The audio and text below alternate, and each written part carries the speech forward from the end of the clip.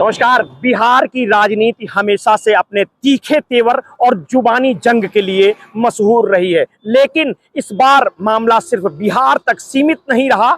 सियासत की तपिश अब महाराष्ट्र और उत्तर प्रदेश तक फैल चुकी है। पूर्व उप मुख्यमंत्री और आरजेडी नेता तेजस्वी यादव के खिलाफ गढ़चिरौली, महाराष्ट्र और शाहजहांपुर यानी यूपी में एफआईआर दर्ज हुई है। वजह वही पुरानी, प्रधानमंत्री नरेंद्र मोदी पर तंज, कटाक्ष और कार्टून के जरिए सवाल। तेजस्वी यादव ने 22 अगस्त को अपने सोशल मीडिया प्लेटफॉर्म एक्स पर एक कार्टून पोस्ट किया। इस कार्टून में प्रधानमंत्री मोदी को दो दुकानदार के रूप में दिखाया। पहला दुकानदार का नाम रखा गया बयानबाजी की मशहूर दुकान।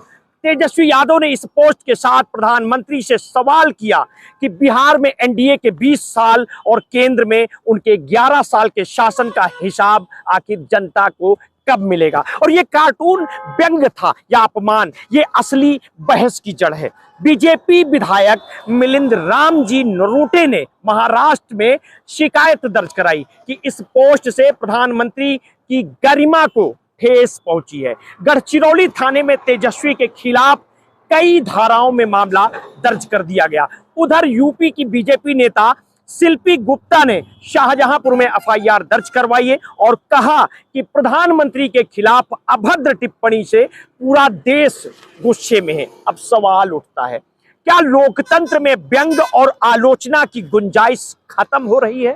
प्रधानमंत्री पर सवाल उठाना, उनके शासन की आलोचना करना या उनके भाषणों को बयानबाजी कहना अपराध है? और क्या प्रधानमंत्री देश के सबसे बड़े जनप्रतिनिधि होने के नाते जनता के सवालों का जवाब देने से बच सकते हैं? और अगर कोई नेता अपने विरोधी की आलोचना करता है तो क्या हर बार उसके खिलाफ मुकदमा होना चाहिए? तेजस्वी यादव का पोस्ट निश्चय ही कड़ा था, लेकिन राजनीति का अर्थ ही तो सवाल करना है और जवाब मांगना है और व्यंग से असहमति जताना है। जिस दौर में कार्टूनिस्ट शंकर ने पंडित नेहरू तक को निशाने पर लिया, उस दौर में नेताओं ने सहनशीलता दिखाई और आज वही परंपरा सवालों और आलोचनाओं को एफआईआर और धाराओं की जंजीरों में जकड़ने की कोशिश कर रही है।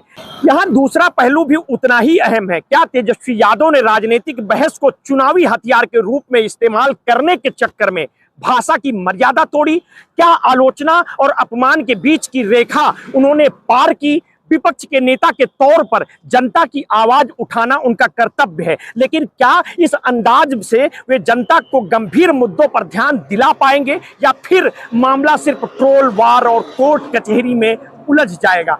असलियत यह है कि बिहार चुनाव से पहले दोनों तरफ की राजनीति एक दूसरे को भड़काने और घेरने की रणनीति चल रही है। बीजेपी चाहती है कि तेजस्वी का हर बयान विवाद बने और विपक्षी खेमे को रक्षात्मक मुद्रा में धकेल दे। वहीं तेजस्वी चाहते हैं कि हर सवाल सीधा प्रधानमंत्री तक पहुंचे और मीडिया की सुर्खियों में छा जाए। लेकिन अंत में सवाल जनता से जुड़ता है। क्या जनता को सिर्फ कार्टून, तंज और मुकदमे ही देखने हैं या बेरोजगारी, शिक्षा, महंगाई और बिहार के विकास पर कोई गंभीर बहस भी होगी?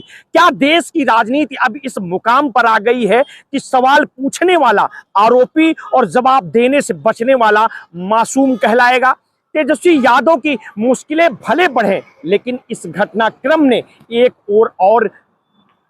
इस घटनाक्रम ने एक और बार ये दिखा दिया कि हमारे लोकतंत्र में असहमति की आवाज को कैसे कानूनी शिकंजे में कसने की प्रवृत्ति तेजी से बढ़ रही है। सवाल ये है कि जनता किसका साथ देगी, सवाल पूछने वाले का या सवाल से बचने वाले का? आगे की अपडेट के लिए आप हमारे साथ जुड़े रहिए, समय समय पर आपको अपडेट देते रहेंगे। आपने अगर अभी तक हमारे इस चैनल को सब्सक्राइब नहीं किया तो तत्काल कर लीजिए, बेल आइकन दबाना बिल्कुल ना भूलिए। अपने स्वास्थ्य के प्रति सचेत रहिए, सजग रहिए, अपना ध्यान रखिए। बहुत बहुत धन्यवाद। साधुवाद।